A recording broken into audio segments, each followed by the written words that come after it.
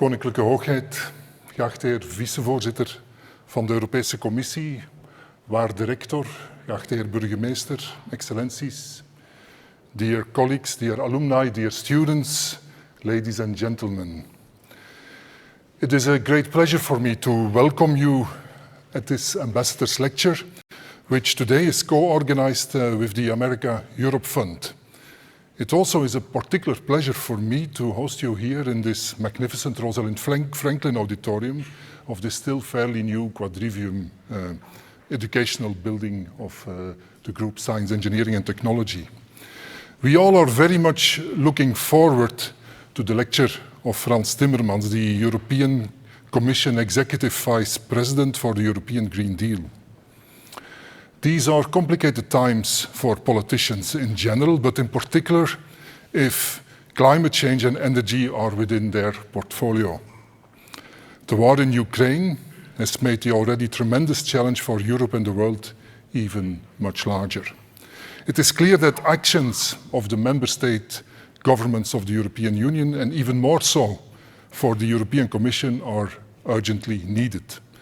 I trust that within a few minutes we will get a preview on the planned support to the European economy, the so-called REPowerEU package that will be announced by the Commission tomorrow.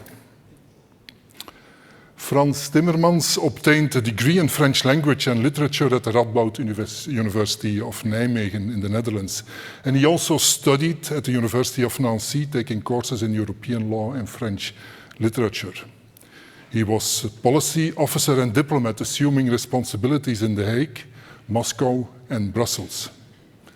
In 2007, he started his formal political career as Minister of Foreign Affairs of the Netherlands, and following his later appointment as Minister of European Affairs, he became European Commissioner in 2014 as first Vice President of the EC, in charge of better regulation, interinstitutional relations, the rule of law, and the Charter of Fundamental Rights.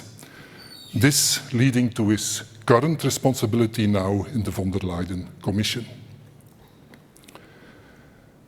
On topics like this, global context is important. This is why I am also looking very much forward to the perspective with a non-European focus, as will be voiced by Professor Angela Ines Cadena. She will share her views on the European Green Deal as associated researcher at the Universidad de los Andes in Colombia.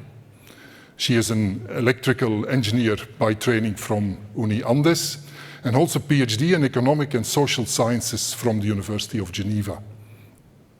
She has more than 30 years of academic and professional experience devoted to energy policy design and regulatory analysis, energy economy and environmental modeling, and evaluation of climate change policy and mitigation actions. As General Director of the Mining and Energy Planning Unit, she has been involved in dialogues regarding the future of the Colombian power sector market, renewable integration to the grid, and demand-side management actions. Currently, and this is why she is here, Professor Cadena is visiting KU Leuven as a fellow of our Leuven Institute for Advanced Studies, where she, together with international colleagues and KU Leuven experts, is reflecting on the social aspects of climate change. Before passing her the floor, I invite you all to already now start thinking about questions to the speaker of today. There will be room for questions by the audience, both those present in the auditorium and online. The Q&A session will be moderated by Ambassador Dirk Wouters, co-chair of the America-Europe Fund and former ambassador of Belgium at the European Commission and the United States of America. But now, without further ado, I pass the floor to Angela Cadena. Thank you.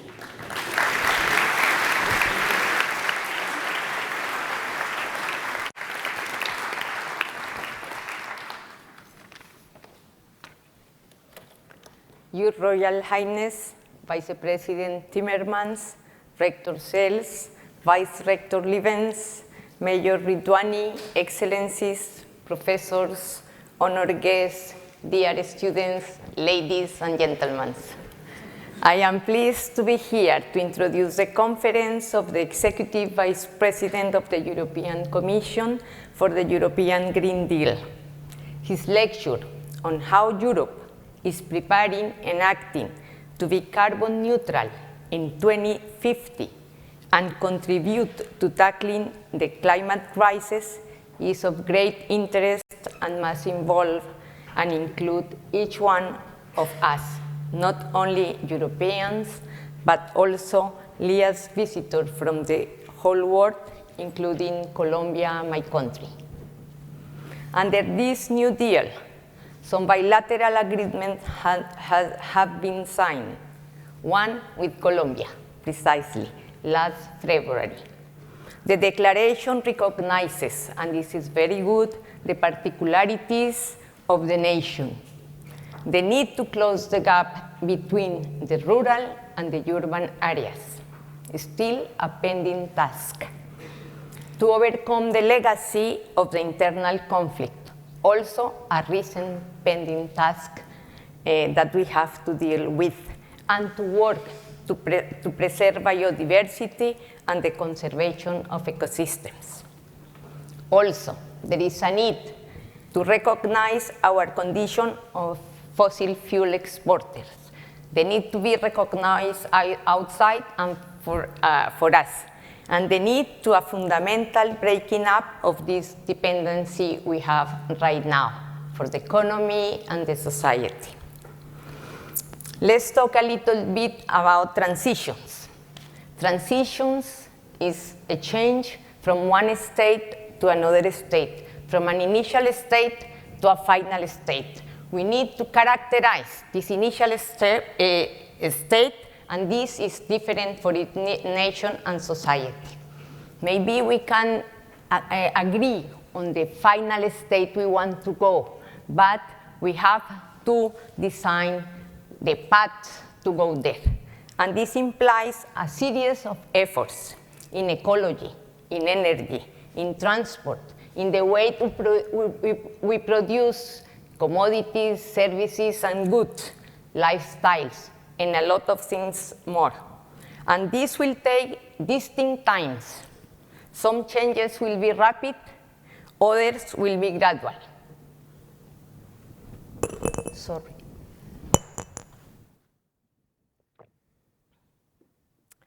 In addition, we need to establish a set of credible and plausible scenarios to design the strategies, to design the instruments to achieve the possible future we oversee. And above all, it requires clarity, forcefulness, and continuity in action. This represents an enormous effort, but the challenge must be faced now. Transition paths, as I said, are not the same for all regions, countries, and societies. It implies a significant change in a system. For example, in the case of the energy system I know better, it depends on the availability of resources, on environmental policies, socioeconomic needs, and must take into account the context. But also, it depends on the capacity to manage the change. It's not just a change in a particular energy technology, or the switch to a cleaner fuel source.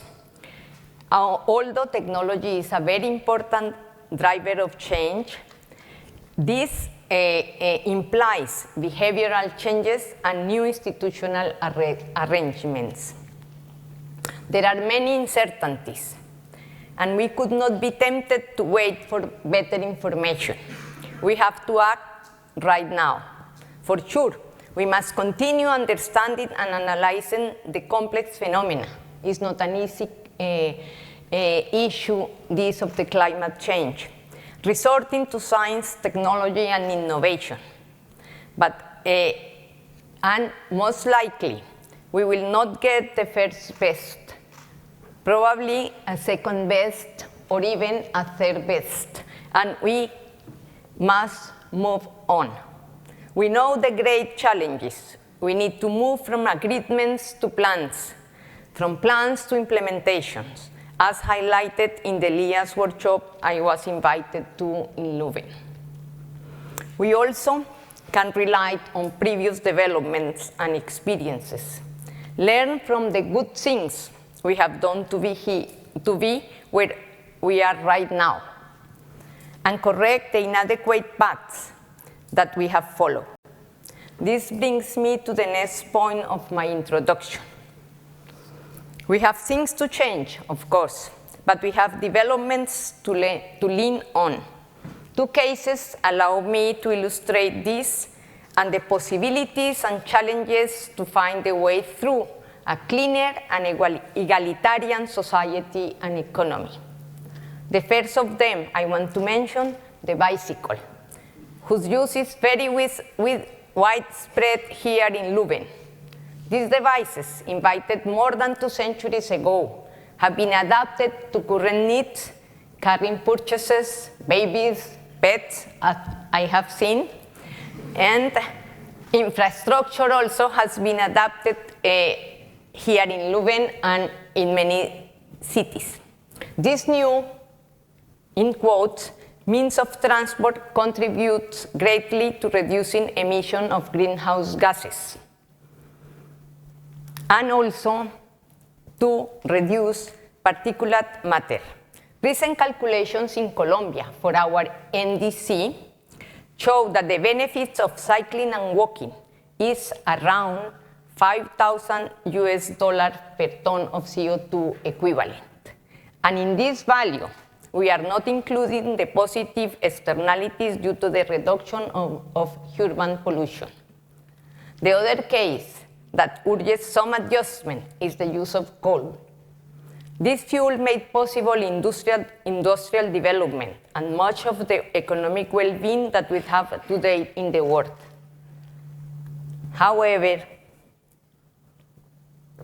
its phase out is an urgent task, as discussed in the last meeting of the parties in Glasgow. Of course, this is maybe easier in some European countries than in the rest of the world, where economies still depend heavily on this commodity. It's the case of South Africa, and somehow it's our case, not exactly. In the case of Colombia, 90% of the coal production is exported, which is atypical. We use just 10% of the coal we produce. And most of the coal we use comes from small and medium mines. The total coal mining activities stand for 130,000 direct jobs and could go up to 500,000 mining jobs if we include indirect jobs. The issue for us is not to replace coal, as it has only a small, but key, however, but small role in our electricity sector, but to design and implement a fair transition for the workers, with special regard for those of a small and medium scale, whose only activities to support their families that they know is this one. We can learn from the European experience, Netherlands and Belgium, Limburg, also from Germany and Poland, where it also took time and important budgets to close the coal mining activity. Research and development are key to get cheaper energy, but we also need to pay attention to the social aspects of the transition. Finally, I want to underline the importance of this conference, the actions, the progress, the result of this European Green Deal matters for all of us. Remember that we are on the same journey, all of us, but on different boats and living from different ports. A good guide is essential here, and we are looking forward to the views and action that the Climate Commissioner will offer us for the long journey to come. Thank you very much.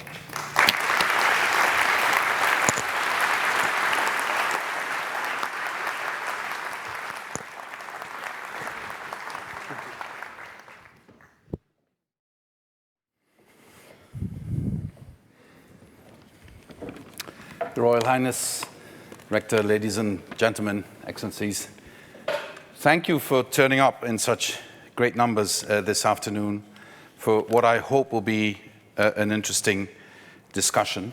I'm really honored to have been invited to come here, and listening to Professor Cadena, she spoke about two things I feel passionately about: the bicycle, first of all, and transition out of coal mining. As a young man, I was a cyclist. I competed in cycling, and I have always maintained the love for the bicycle. Whenever I can, I use a bike to go to work, given the hilly conditions in Brussels, and I don't want to turn up completely soaked when I go to work. It's an electric bike, and my son Max, who's also a cyclist, doesn't stop criticizing me for that. I'm allowed to use an electric bike when I'm 70, and I'm only 61, so it's absolutely unacceptable. But I still do it, and I have seen in the last 8 years how the use of the bike in Brussels has increased exponentially, but only because also the infrastructure has improved. Until very recently, from Tervuren, where I live, to go to the Berlaymont, we had cycling paths until Montgomery, and then you needed a very serious case of death wish to reach from Montgomery Berlaymont, and now also that is being improved. So, Mr. Mayor, I know this city is perhaps the #1 cycling city of Flanders or Belgium. By the way, you're very lucky to live in this city. It is one of my favorite cities in Flanders. Why? Because it has such an interesting mix of generations, such an interesting mix of socioeconomic structure, such an incredible wish to embrace the future and the opportunities of the future without forgetting the legacy of the past. I think, Mr. Mayor, that characterizes your city very strongly. And for those of you who are not aware with the city's history, one of the darkest pages of our common European history during the First World War, in the very beginning of the First World War, the Germans were so infuriated by the strong Belgian resistance that they decided to burn down large parts of the city. It had no military meaning whatsoever. It was just an act of vengeance. And I want to use that example to show to you that when people become insecure, when they start defining others as a threat to their survival, as a threat to their existence, they will stop at nothing and even act in the most barbaric way. And I say this because I know this is happening as we speak, as we stand here, in another fellow European country, in Ukraine, where barbarism has reached the depths of hell in a way that I would have not thought possible only a few years ago. And this is something we will need to confront. And I want to maintain that the climate crisis is part of this problem. And I'll try and explain in a few words why. I think that when the Soviet Union ceased to exist, I lived in Russia at the time, the Soviet Union. I went to serve in the Soviet Union, and after a time it became Russia. It took the Russians a long time to come to terms with that and to look for what their purpose is as a nation. Because they saw themselves as the only ones who lost at the end of the Cold War. Everybody else got their freedom, everybody else got a new opportunity, and they lost an empire. That was deeply felt in that society. And after a while came along Mr. Putin, who had an idea of how he could restore the self-confidence and the pride of the nation by creating a bit comparable to what Napoleon did in France after the revolution, by creating a mix of very traditional Tsarist values combined with the highlights of the success of the communist era, embedded in a structure of Russian orthodoxy. That sort of needed to restore a sense of commonness and a sense of pride and a sense of purpose. And I have to tell you that in my view, like his suddenly becoming an Orthodox Christian, It's a bit, Henry IV, Paris vaut bien une messe. It's a bit of that. But what I saw happening in the last 20 years is that this, which was, in my view, purely an artificial way of helping the country regain a sense of purpose, he started step by step believing in this. And I think this ended up at some point in him thinking, I'm almost 70 years old, the era of fossil fuels will come to an end. Now we still have this power and influence because of fossil fuels. I need to act now to reestablish our rightful place as an empire. I think there's a lot of that. So in that sense, the era of transition, the era of the climate crisis forcing us to wean ourselves of fossil fuels, has an incredible geopolitical dimension. And I want to insist on that, because if you look at the studies done by CIPRI in Stockholm, they also come to the conclusion that the vast majority of conflicts in the world today have a link to the climate crisis. Because of droughts, because of the lack of water, because of the lack of agriculture possibilities, because of the lack of development opportunities. And what we are trying to do with the European Green Deal and with our global partners is nothing less than trying to prevent that the young people in this room, that my children and our grandchildren would be engaged in wars over water and food in the future. This is, ladies and gentlemen, what is going to happen if we don't change our ways. Now, I know that this is not something you do in politics, what I do now. And I've recently, a mayor of another Flemish city has said that he thinks we should not be scaremongering, we should not be saying these things. But I think the time that we, for political opportunity reasons, do not confront people with the harsh realities has come and gone. I cannot take it upon my shoulders the responsibility not to tell you what I believe is the truth. And you don't have to believe me, but the overwhelming representatives, the scientists who know about this, will underscore what I have just said. If we do not change our ways, given the developments in the world, we will see conflict, violent conflict on a large scale because of a lack of water, because of a lack of food, because of a lack of access to energy and to development. So what is our task? Our task is to learn to live within the boundaries Mother Earth has given us. And the bad news is that is a radical, radical change in human behavior, more radical than ever before. The good news is we can do it. It is possible. That's the good news. So you can only see the beauty of the good news if you recognize the seriousness of the bad news.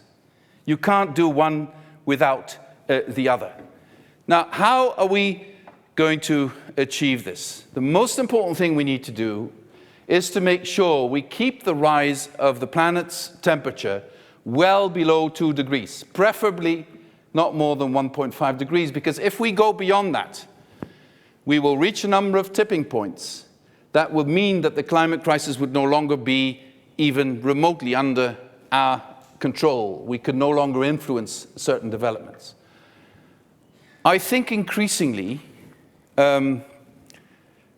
people across the globe understand this. And certainly those in the position of responsibility understand this because, erratic weather, a tornado in the Czech Republic, the droughts we are living through right now also here in Flanders, the unpredictability of weather patterns, the harvests in the south of France where for millennia certain grains were sown and harvested, they no longer grow there. Our forests, 75% of them are in difficulty. We're faced with a level of biodiversity loss that is a direct threat to our very survival. All these things are happening and people are more and more acutely aware of that. So the support for taking the right measures is, I think, very strong. So what are the bottlenecks? First of all, if you have learned to rely on fossil fuels for 200 years, because since the first industrial revolution, everything that's happened in our development was based on coal, then on oil, then on gas. And still today, that is the case. If you need to remove that basis of your society, it's not just the economy, it's society, and replace it with something else, that's an incredible challenge. But it can be done. It can be done thanks to technology. It can be done because we can create enormous amounts of renewable energy through solar energy, wind energy. We can store that energy in hydrogen and green hydrogen that can replace some of the difficult to abate sectors that are now being fueled by fossil fuels. This can all be done, and it can also be done at a scale that would help the whole of humanity to profit from this. So it is not a technological challenge. It isn't. And by the way, also this university contributes almost on a daily basis to improving the technologies. The recent developments, very exciting. I mean, you've heard from my profile, I'm certainly not somebody from the hard science sector, but I've become incredibly fascinated by new technological developments. The new photovoltaic system that is being developed in this university that will allow to produce directly hydrogen just using the power of the sun. I mean, it's so exciting, and it's going to solve so many of our problems if we can bring it to scale. The new developments in wind turbines, we now are developing wind turbines that one wind turbine can produce between 12 and 15, 16 megawatts. Isn't that incredible that we are doing this? And if we do that offshore, we can create enormous amounts of renewable energy. If we are serious about what we need to do, and we do a serious job with putting solar panels on the rooftops that can carry them, we can produce at least a quarter of the energy needs we need through solar panels on our rooftops. Isn't that an exciting perspective? So that is not the bottleneck. I think the bottleneck is the eternal question, the eternal political question. Regardless of whether you are from the left or the right or the center, politics in the end is about one thing and one thing only. How do you organize collective redistribution of everything we have? And whenever I start with that sentence, there you have one more of those red idiots who wants to take away money from the rich people and give it to the poor. Yeah, true, but also people who take away from the poor and give it to rich people do redistribution. If you look at in my view, the complete distortion of our fiscal system globally, it is punishing for working class and working people, not even working class people, and it is hugely profitable for people who live on capital. And that's just gone completely off the mark in the last 20 years. This is something that needs to be corrected. And I think the correction should come in changing our tax system. And then the discussion is between the left and the right, to what extent do you correct? How do you redistribute? But the fact that today work is really heavily taxed, whereas capital is not, and the fact that today that people who have small and medium-sized companies who are linked to a territory are taxed, whereas global companies who are footloose, that are not linked to a territory, can avoid being taxed, is wrong. And the feeling of injustice that this engenders in a society paralyzes society. So I think the one thing that we need to fix to make success of this transition is political paralysis, because people feel that things are wrong and these wrong things are not being corrected. And I believe this is more important than the technological innovations we need to do. It is, in essence, a political problem. So that's why in the European Green Deal, at the heart of everything we're doing is the promise that we will leave no one behind. That is why in the European Green Deal, at the heart of what we're doing, when we're saying we want people to change their energy mix, we want people to look for emission-free mobility, we want people to insulate their homes, we want people to etc., we also say, but we can only get support for people for that if we first address the issue of energy poverty that's already crippling our society today. So if we mobilize funds through the measures we take, We start by redistributing these funds to the people in society who need them most to address the issue of energy poverty. We help people who can't do that themselves to renovate their buildings, to install solar panels or a heat pump or insulation, etc.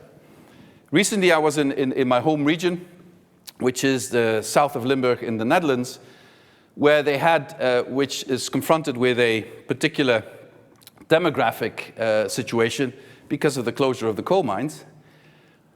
In that part of the Netherlands, we closed the last coal mines over 50 years ago. At the time, and I was still a child, but we mostly lived here, but my grandfathers were both coal miners. At the time, my hometown of Heerlen had always been, for 40 years, among the top 3 or 4 richest cities in the Netherlands.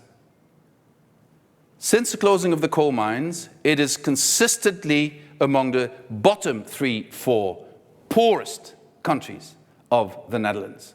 So if you get this transition wrong, you condemn people to regress that lasts for generations. So if people are worried about this transition, the last thing you're allowed to do is dismiss them and tell them you don't need to worry, it'll be okay. There is no guarantee that this will be okay. I come from one of the richest countries in Europe, and we're not okay with this because we messed up. We didn't get it right. And the region was so-called compensated. We built a university, but not in the region next door, Maastricht. So if you want to do just transition, which is the core element of our proposition, you need to do the just transition for the people, for the streets, the towns, the regions that are directly affected. Never take a macroeconomic view and say, okay, Leuven was destroyed, we'll build up Antwerp. That's not a proposition people in Leuven would applaud, I suppose. And that's exactly what we need to do for coal mining regions across the world, whether it's in Colombia, whether it's in Poland, whether it's in Croatia, whether it's anywhere else, in South Africa. And there is a strong political willingness to do this, but only if people see an opportunity for themselves in this transition will they want to be part of that. Which brings me back to the example of my home region. They took down a huge apartment block, and they decided to build in a sustainable way. So using the materials they took down that can be used to build new houses. And they build them in a way that is sustainable, solar panels, heat pump, good insulation. And I was speaking to a man of about my age, so, born around the time we invented the use of fire, and his family. And he had his wife and his daughter still living with him. And I asked him, so what did you pay your energy bill in the old house? He said, well, about 150 euros a month. And I know now it's 250, 300. Wow. And I said, and what do you pay now? And he said, well, this is the second year I pay my monthly contribution. It's a bit more than last year. Last year it was okay. Now it's a bit more. It's 16 euros a month. So just imagine if you live on a small pension or on the minimum wage. The difference between, let's say, 250 euro and 16 euro is the difference between, can I buy a new pair of shoes for my kids? Can I afford to go to the dentist sometimes? Can I buy healthy food instead of junk food? So, for people like myself and many here in this room, high energy prices are a nuisance, but it's not something that will make us eat less or lose sleep. But for people who are really stretched on a budget, for whom the end of the month is a bigger source of insecurity than the end of the world, if you don't address their insecurities, they will not support you in this transition. And they would rather see us going down collectively than believing that only rich people can come out of this stronger and they are weaker. This is, I think, one of the most fundamental issues in our society we need to address. So when I talk about energy transition, I want to concentrate on this social aspect of things, which I believe is going to be the decisive factor of failure or success. And I say this, and I have to say this, because today is also Iderhot, as you know. I thought I made it clear by wearing a pig tie, but I've been told by my kids it should have been purple. But anyway, today is also when we mourn people who are victims of senseless murders in Buffalo, New York. Today is a time when, even in Dutch public media, people are actively talking about replacement theory as though this was something serious. So today we live in a society where violence is perhaps less unlikely than we had thought before, where the rejection of our societal order and coming from the extreme right is more profound perhaps than we thought before.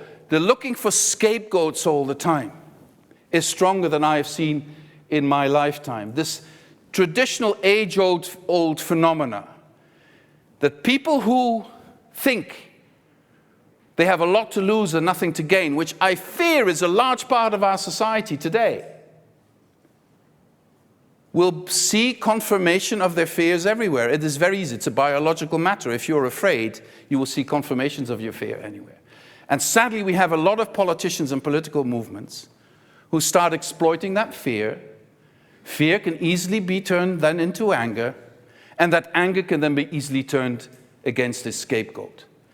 And this is exactly what Putin has been doing in Russia.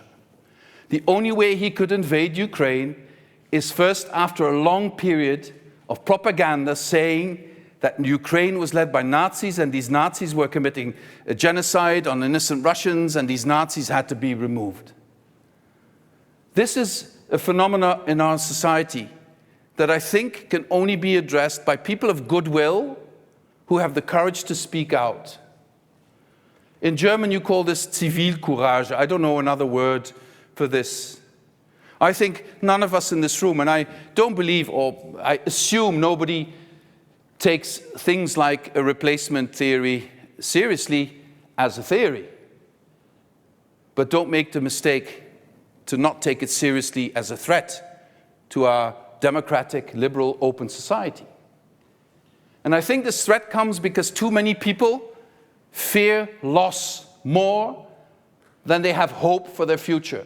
So the only answer people of goodwill have is to demonstrate that yes, this is a time of profound, profound change. And yes, this will be difficult on all of us. But if we share the burden of this transition fairly, if we prove with facts that we leave no one behind, if we show that people, that their children and grandchildren will have decent and sustainable jobs, if we do all that, people will support this transition. If we fail to do that, even the best technological solutions will not be adopted because people will hold on to what they have out of fear of losing that. Now, what are the plans? Because that was a direct question I got. We're going to present tomorrow, and I'll probably, if I don't say it now, I'll probably get questions about it. So let me just say a few words before I finish. 3 elements are now important because of this war. I think we all agree that we need to wean ourselves of the dependency of Russian oil and gas as soon as possible. With our plans, we can reduce that we import about 150 BCM of Russian gas a year. Before the end of this year, we can reduce that by 50 BCM, and then in the years after that, we can go all the way to zero. 3 measures are necessary for that. First of all, we need to sign contracts with alternative producers of fossil fuels because we can immediately go to renewables. And we offer to those producers of LNG and other gases a deal which goes beyond fossil fuel and say, you will be part of the new to build hydrogen economy, which is the basis of our future economy, green hydrogen economy. You will be part of that. And all of them are interested in that because they have many of them have natural conditions that will allow them to produce through solar power and wind power a lot more electricity than they can use themselves. So they will look for a way to export that energy, and putting it into hydrogen might be an excellent idea for them and for us. That's the first part of it. The second part of it, obviously, is to speed up our transition to renewable energy. Rooftop solar is extremely important. We need to do that much faster, and the possibilities are limitless. Homes, office buildings, industrial sites, etc. There's huge potential for that. Offshore wind has huge potential if single turbines go over 16 megawatts, I mean, then you can generate a lot of electricity there. Biomethane has a lot of potential. We need to increase that as well. So we need to move faster in our energy transition, and that is possible with the right investments. And we're going to speed that up. And the third element is saving energy. We can do much better in saving energy. We're wasting so much energy today, both in terms of our industry. And it's so interesting that now you see industry saving more energy than ever before without going bust. And I wonder, couldn't they have done that before? Well, they didn't, because energy was so cheap. So there's still a lot we can do in saving energy. And also in our own behavior, we can save a lot of energy. The bicycle was mentioned before. Take a bike more than take a car. Take public transport more than taking your car. I think a message that in Flanders should be heard a bit more often, perhaps. But also look at your other behavioral patterns. Perhaps in winter, reduce the temperature only slightly. 1 degree less, according to International Energy Agency, 1 degree less is 10 BCM less Russian gas. Doubling our efforts to refurbish housing, I was speaking about that earlier, doubling that effort, which is not that complicated, doubling that effort is an extra saving of 20 BCM of Russian gas per year in Europe. So we can really do that. These three measures, which are at the core of REPowerEU, are going to help us to speed up our energy transition and to create more European energy sovereignty. We don't have our own oil. We have very little gas. So the only way we can increase our own energy sovereignty is by producing more renewable energy. And this can certainly be done. Final point, and then I'll really stop. The academic world is essential in this. But there's one worry I want to end on. Let's not stay in our bubble. It's become, in this day and age, too easy to only interact with people who already agree with us. And we have become not enough accustomed to disagreeing well with people with whom we disagree. So increasingly, we just look for confirmation of our own views and then start thinking that our views are probably the views that are shared by everyone, not knowing that this is absolutely not the case. And I want to really especially appeal to the young people here. You are the privileged part of the younger European generation. There is no one who's ever been healthier, smarter, better educated than your generation. But there's also a part of your generation who doesn't feel that at all, who believes the replacement theory, who doesn't see a future for themselves, who believes in violence as a solution. Don't give up on them. Engage with them. At the end of the day, when they can get rid of their nightmares and start dreaming again, they will dream exactly the same dreams as you do. Let's not leave anyone behind. Thank you very much.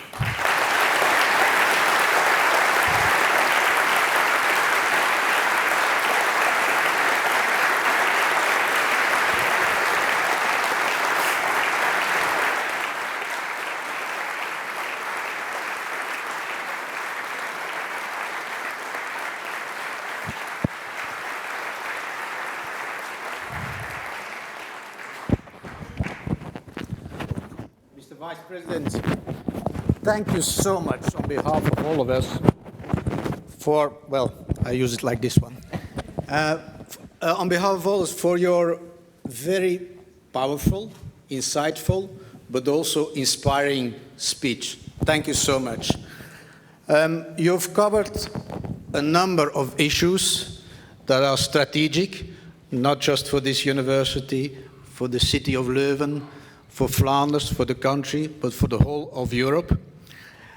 Issues that are critical for humanity and issues that are really important for all those who want to take up individual or collective responsibility. But also, you've given us a perspective, a great perspective, because you mentioned the solutions without forgetting the social dimension of the whole climate issue.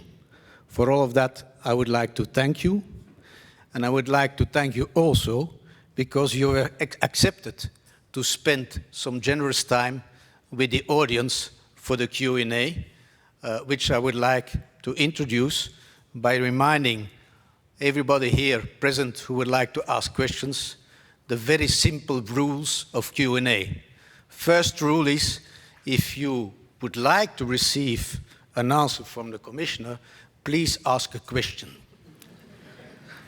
Second rule, if you can state your name or your affiliation, that's also highly appreciated. So I will try to group the questions if there is more than one finger in the air. I've seen already one finger. I will also be mindful of the time, Mr. Vice President.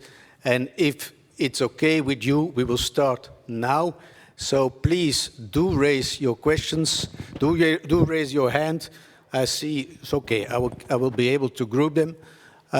You were the first there. There are sanitized mobile micros in principle. Otherwise, you speak a bit louder if it takes too much time. Okay, to bring the mic here, you can bring the mic up there on the right. Then there was a question here. There's a question there. So we go with the first three questions. So please ask your question. Okay. Hello, my name is Gert Engelen. I work for the organization Ricolto. And I wanted to ask, what is the acceptance today of the farm to fork, seeing that we are in the Ukraine crisis? Thank you. Can I answer? Oh, no. Can I take maybe sure, two more, Mr. Vice President? Yep. So there was a second question there, and then here one in the middle, the lady in the middle. Hello, I'm Kamil. I'm a student from KU Leuven. You've recently been in Turkey, and my question was, how can we ensure that countries in economic turmoil with short-term priorities, let's say, commit themselves to carbon neutrality and economic transition for this? And then the third question of this first round. Can you bring the mic here, please, in the middle? Thank you.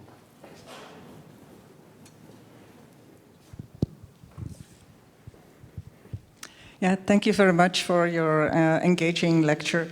I'm Martin de Mazeneer. I'm here on behalf of the Faculty of Architecture and also as a member of the Roskvit coalition, urban coalition for Ukraine. So you were addressing already the importance of independence of resources, and our question is if the small grid resources would be also a possible solution for Ukraine, but at large for the worldwide actually. On the first question, and immediately the most painful question, sir, why are we still moving ahead and even speeding up our Fit for 55 plans, which is the plan to reach a reduction of at least 55% of our emissions by 2030? Because the war has made clear that we need to speed up our energy transition and everything linked to that. So that gives a boost to our plans.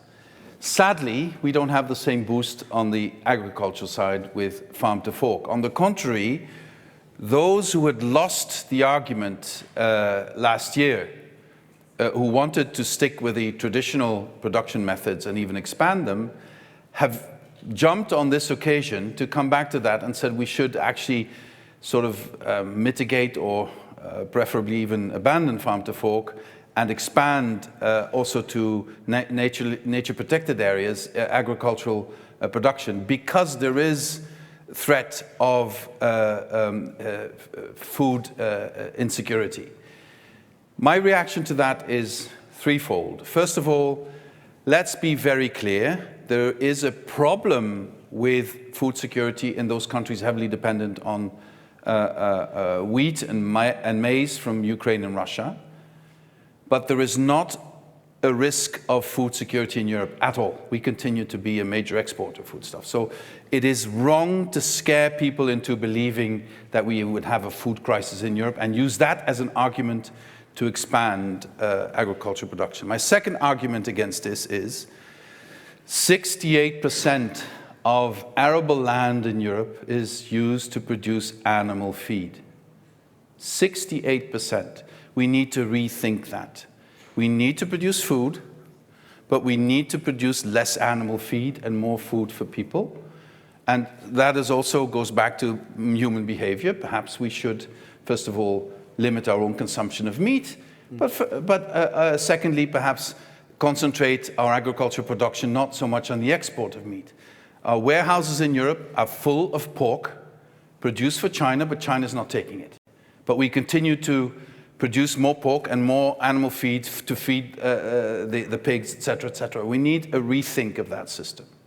My third argument is the way our intensive agricultural system has reduced our biodiversity almost exponentially. In my own country, 40% of biodiversity has disappeared. This is, we are used to seeing the climate crisis as a direct threat to our survival. The biodiversity crisis is an equally serious threat to our very survival. Without pollinators, without biodiversity, without insects, there is no place for humanity. And of course, Mother Earth doesn't care a bit if we disappear. She did well without us for a very, very long time, and she'll do perfectly well without us if we kill ourselves. But why would we kill ourselves? Preferably not. So we need to preserve our biodiversity, and by changing our agricultural ways, we can improve our biodiversity, we can find new resources of income for our agricultural families who are now suffering under this system, we can restore our nature, we can create more carbon sink, which is necessary, also based on nature. Only pluses. And the sad thing about the agricultural policy is that farmers and farming families who are really, really struggling are mobilized by big agricultural conglomerates to defend the interests of those conglomerates and not of the farming families. And we need to break through that logic. Please help me break through that logic. Now, the third question was about Ukraine. The second question was about Turkey. Not about Turkey, but about countries in general. What I see, two things are happening. In Turkey, in South Africa, in Egypt, in Vietnam, in Indonesia, countries I've been working very closely on energy transition and on climate policy. First of all, they're all scared, really scared about climate change already happening. It is hurting them in a horrible way, all these countries. So you don't have to explain to them the urgency of climate policy. So that's the negative incentive. And they know that if they don't tackle that, they will have huge geopolitical but also social problems within their borders if they don't tackle it. And secondly, as a positive incentive, they see the huge potential of the renewable energy market. They have the space. This doesn't take hugely complicated technology, and the price is so low that investment easily comes, also from foreign sources, to invest in renewable energy. So I think these are the two main factors why those countries are embracing a change. They have to, and it's profitable for them. And if you build a nuclear power plant, which is something that some are dreaming about also in this country, if you build it, it will take you at least 3 to 4 decades before you actually get some megawatts out of that thing. If you build wind turbines, if you build solar panels, you get electricity the moment you build them. And I think I have no ideological objection to nuclear energy, but we seem to be in sort of the reverse of the situation in the 1980s, where you had to be ideologically against regardless of the facts, and now some, as sort of a reaction to that, are ideologically in favor, even if it would cost them an arm and a leg and it would not solve our energy problem in any foreseeable future. And then the final question on Ukraine. I think what smaller grids are the answer for a global development, not just in Ukraine. I'll come to Ukraine in a moment, but think about Africa. 600 million Africans have no access to energy, no access to electricity. Countless African women are cooking on a wood stove with very often a baby on their back, inhaling fumes that are very harmful to their health and to their babies. Imagine you can bring solar panels or wind turbines to these villages in remote parts. You don't need a huge grid for that. These are local grids. And you empower the people by making them owners of these grids. And if they're owners, the grids will not be ravaged or destroyed, they will be maintained. That is my dream for the future. That is, just imagine the revolution you would unleash in Africa if you can assure that this vibrant, young, enormously talented population has access to electricity and therefore also gets access to education, access to better health, access to economic development. Africa could be a huge resource for us as Europeans. It's our sister continent with an enormous potential. Now to Ukraine. I've offered to Ukraine, and they've accepted that, to be part of our energy system of the future. So they can be a huge producer of biomethane without this causing an environmental problem, without this causing a problem with food production.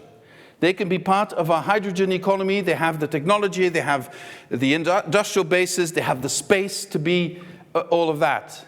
And they can also, because they have the people to do that, they can reach enormous levels of energy efficiency in building and in other areas when we invest in that. So if we, at some point, we will get the occasion, sadly, to rebuild Ukraine. If we do it well, we will empower people in Ukraine, and we will also weaken the oligarchs who are still way too powerful, even in Ukraine. Well, thank you so much.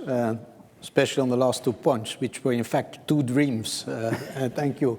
But so, if it's okay, we can go to a second round of questions. And I saw 2 hands here. Please, yes, you have already the mic, that's fine. And then the gentleman in the back, you will get the mic as well. And you get the second question. Please. Hi, I'm Jill Peters. I'm a weather presenter here in Flanders. It's my fault that it's so dry, sorry. So guys, you know who to blame. Yeah. Your last point on universities that need to reach out, not stay in their bubble. My question to you is, where did the European outreach went? Because you used to be a pioneer in climate communication, and under Hedegaard, it was diminished. So it was a very vibrant network on climate communicators in Europe, based in Brussels, from all over Europe. So I have 2 questions. Why did Europe stop being the lead in supporting climate communicators? And second question is, how can Europe help me becoming a better communicator on the European Green Deal? Okay. Please. Thank you very much. I don't think I can. My name is Katja Biedenkopf. I'm an associate professor here at KU Leuven, and we have actually a big research project on carbon pricing policies. So that's why I'd like to ask a question on that. As you said, we need a high carbon price to incentivize industries, but you also highlighted that with now the fast rising prices, that causes tremendous problems for households. And we now have governments looking into lowering the price again. So I just would like to hear your thought on what role can carbon pricing play, and do you see any chance of achieving an international carbon price, the external dimension of which the carbon border adjustment mechanism is a part? Okay, and there's a third question in the back, the gentleman, so. Hello, my name is Thomas van Hof, and I'm a big fan of all renewable energy sources cooperatives. I agree with all you said, and I would just like to ask your advice on a situation. The situation is that in Belgium there are a high amount of people doing all they can to go to a carbon neutral future.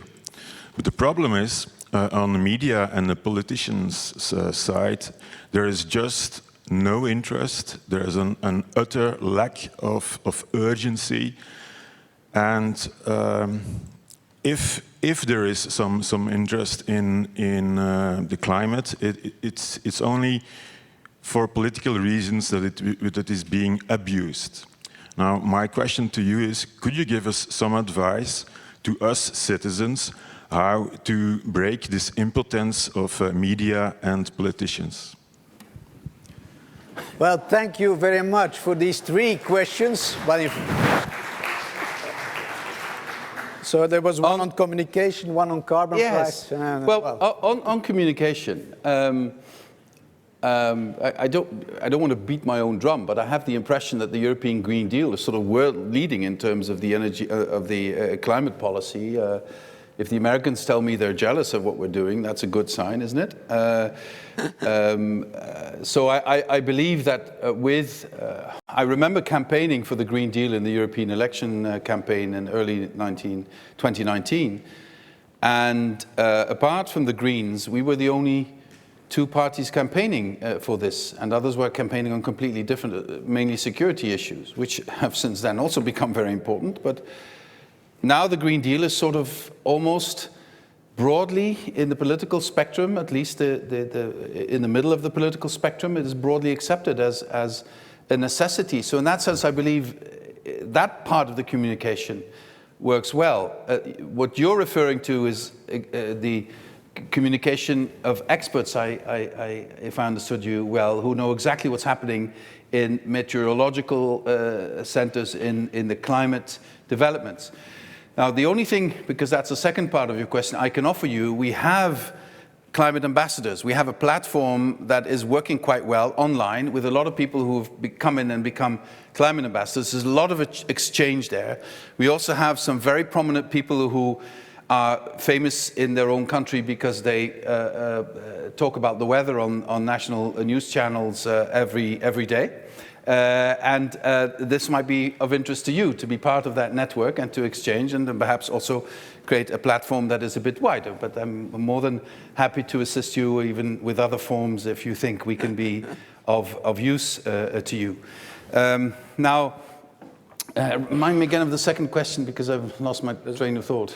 There was on communication, no, carbon pricing. Ah, yes, the carbon pricing question. That's a fascinating issue. I think we have people in this room, Jos Delbeke, he's one of the authors of something that has become more and more a global standard, which is the emissions trading system we have in Europe. So the brilliance of that system is that you put a price on your emissions and you put a bonus on reducing your emissions by putting a price on your emissions. And that system has worked tremendously well in industry. But we've also introduced in that system sort of a safety valve. If the price would go up too quickly, we could release into the system, release the pressure a bit by putting more certificates into the system that would then sort of temper the rise of the price. Now, it depends on where you are in your economic and industrial development, whether you like a very high price per ton or whether you prefer a lower price per ton. For the system to work in Europe, I have to sort of look for the ideal balance between what the most ambitious countries want and what the least ambitious countries want. And then the market has to do the work. I cannot control that price. I need to create the conditions that would create a price that is ambitious, that stimulates change, but that doesn't really cripple our industry also in international competition. And I have to say, the market has worked remarkably well. And now the Chinese, I was talking to the Chinese envoy, who Jos knows also very well, Xi Jinping, last night, and he himself told me about the Chinese using our model and experience and expanding that now in China. I mean, that is such great news. The only ones who are not taking our system, to my great surprise, are the Americans, which is so counterintuitive because this is a market-based system. And then this market-based nation refuses to take a market-based system and goes for taxation, which I find very, very strange. But parts of the US do have, as you know, an emissions trading system that works rather well. So that's my explanation. We need to keep, we can't dictate the price, and I don't want to set a maximum price. I don't want to set a minimum price. But we can create the conditions for the price developing in a step-by-step way, going up, obviously, because that's what we want. We've now also introduced the idea of a specific emissions trading system for housing and transport. Why? Because in transport, emissions are still going up. And in housing, the refurbishing of housing is only 50% of what we need to do today. So we need to stimulate that, and we put the onus on those who deliver the energy for those housing. Now, part of the revenues for that, we will put in what we call a climate social fund.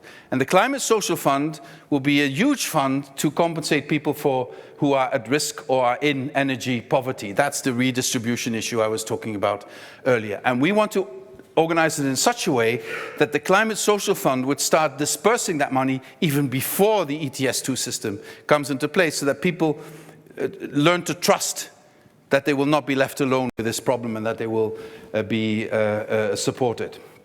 So that's my take on the ETS, and I think the ETS is a crucial system for our energy transition.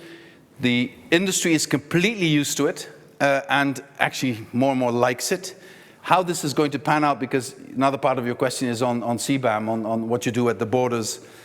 We have already an agreement in the Council on a carbon border adjustment mechanism. We are going to experiment it with a number of years, see whether it's useful. The Germans have another idea. They want to create a carbon club, which would in fact mean that nations would put comparable systems of putting a price on carbon in place so that you will not have a competition distortion in the carbon market. We'll see what happens in the next couple of years. But I'm confident that we can make this work, and we can make this work very well. Now, the final question is very much linked to this country. Climate issues are politically controversial. I've had my good moments and my less good moments with the Flemish Minister for the Environment, for the climate. But she has come around on many issues and has become more ambitious, which I salute. So I would be perhaps a bit less negative than you are. The thing for politicians is that they will look for opportunities, both positive and negative. If they think it's an opportunity to mobilize people for this change, they will do that. If they think it's an opportunity to mobilize people against this change, they would also do that. And so what is the advice I can give you and myself is to make sure that the opportunities for a positive change are bigger than the opportunities for stopping the positive change. It's a big ask because we're on an edge all the time. And I find it always very interesting to listen very carefully to a colleague of the mayor here, the mayor of Antwerp, because he's, for me, quite a barometer. If he starts criticizing climate policy, I think that in this society, the opportunities for stopping the change are increasing, so we need to increase our efforts to increase the opportunities for a positive change. And he says this as a mayor of a city that has fully embraced the change. Antwerp is one of the leading cities in Europe, one of the leading ports in Europe. And every time I go to Antwerp, I'm inspired for many reasons. Also linked to Horeca, but that's another thing. But also because of the political choices that city and that port is making. It is a port that is linked with forward-looking, with ambition, with modernity since the early Middle Ages. And that has not changed in Antwerp. And let's take Antwerp, not what politicians say, but what's happening in that city and in that port as an example. And you can take inspiration from that for the whole of Flanders, I'm sure. Well, thank you very much, Mr. Vice President. We are very mindful of your time.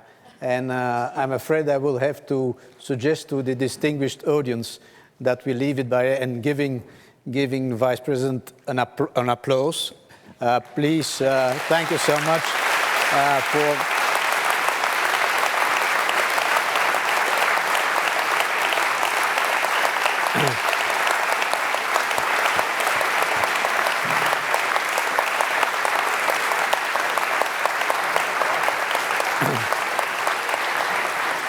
So, maybe invite you to take your chair and ask Peter Levens to say the concluding words. Thank you. Yeah, well, there is not so much to add to what we all have seen as a very inspiring and motivating speech, dear Mr. Vice President. This edge discussion I really like a lot because I think there is in this debate about climate change since many years already, lots of pessimism. But you have been here sharing with us all the optimistic thoughts and all the can-do arguments were given and listed today. I think supporting also what the scientists are doing in all the different disciplines at this very university. I just want to conclude by saying that this has been very inspirational, and I just want to thank you for being with us, for sharing all this good news, but also for encouraging us and all our students to keep on doing the work that is going to be necessary. So thank you very much for being here with us.